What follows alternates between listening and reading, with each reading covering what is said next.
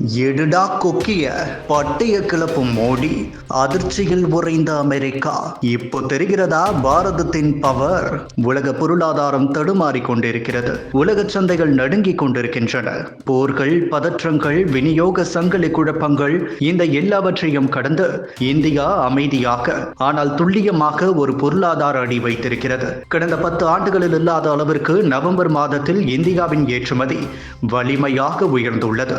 அக்டோபரில் 34 பில்லியன் டாலராக இருந்த ஏற்றுமதி நவம்பரில் நேராக 38.13 பில்லியன் டாலரை தொட்டது. உலக நாடுகளின் புருவத்தை உயர்த்தி உள்ளது. அதே நேரத்தில் இந்தியாவை எப்போதும் இறக்குமதி சார்ந்த நாடு என்று விமர்சித்தவர்களுக்கு மற்றொரு அதிர்ச்சியை கொடுத்துள்ளது இந்தியா.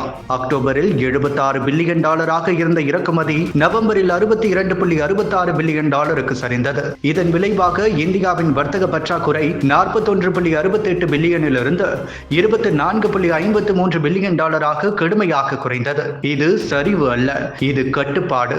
இது தற்செயலான மாற்றம் அல்ல, இது திட்டமிட்ட நிர்வாகம். ஏற்றுமதி வளர்ச்சியில் முன்னணியில் இருந்தது பொறியியல் துறை. இயந்திரங்கள், வாகன உதிரி பாகங்கள், போக்குவரத்து சாதனங்கள் ஆகியவை இணைந்து 11.1 பில்லியன் டாலர் மதிப்பிலான ஏற்றுமதியை பதிவு செய்தன. இதன் பின்னால் மேக் இன் இந்தியா என்ற வார்த்தை இல்லை, அதன் செயல்பாடு உள்ளது.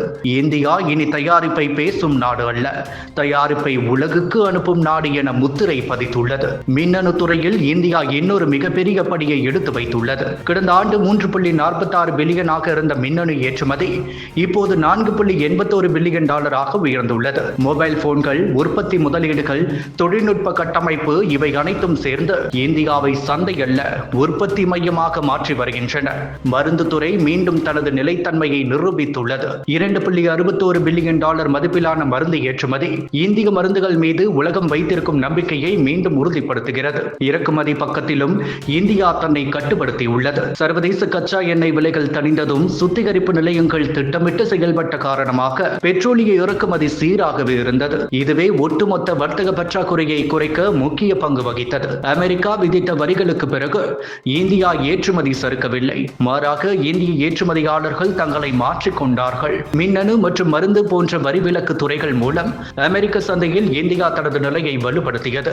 அதே நேரங்களில் ரத்தினங்கள், ஆபரணங்கள், கடல்சார் பொருட்கள் போன்ற துறைகள் சீனா, ஹாங்காங், வியட்நாம் போன்ற மாற்று சந்தைகளுக்கு தங்கள் பாதையை திருப்பின. ஒரு சந்தை மூடப்பட்டால் இன்னொரு சந்தையை தேடிச் செல்லும் நாடு இந்தியா. ஒரு தடையை பார்த்தால் அதை கடக்கும் வழியை உருவாக்கும் நாடு இந்தியா. இதுதான் இந்தியாவின் பொருளாதார மனநிலை. நவம்பர் மாத தரவுகள் ஒரு விஷயத்தை தெளிவாக சொல்கின்றன. இந்தியாவின் வர்த்தக இயந்திரம் மீண்டும் சமநிலையை பெற்றுள்ளது. இது வெறும் எண்களின் விளையாட்டு அல்ல, இது தன்னம்பிக்கையின் சிக்னல். இது எதிர்காலத்துக்கான அறிவிப்பு. உலகம் கவனித்துக் கொண்டிருக்கிறது. இந்தியா அமைதியாக நகர்கிறது. ஆனால் நகரும் ஒவ்வொரு அடியும் உலக பொருளாதார ஆட்டத்தின் திசையையே மாற்றும் அளவுக்கு வலுவாக இருக்கிறது.